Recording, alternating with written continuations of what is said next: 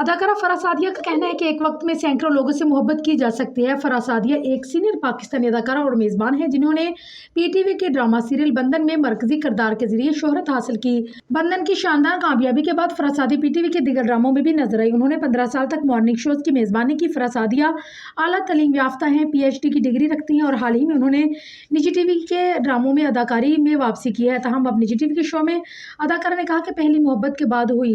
उन्होंने कहा कि मैं नहीं जानती कि लोग मोहब्बत किसे कहते हैं, लेकिन मुझे शादी के बाद मोहब्बत हुई। हाँ, वो मोहब्बत करते थे लेकिन मुझे शादी के बाद मोहब्बत होगी क्योंकि मैं मोहब्बत के ख्याल पर यकीन रखती थी। मेरे लिए बहुत कीमती चीज़ है, यही काफ़ी है कि कोई मुझसे मोहब्बत करे।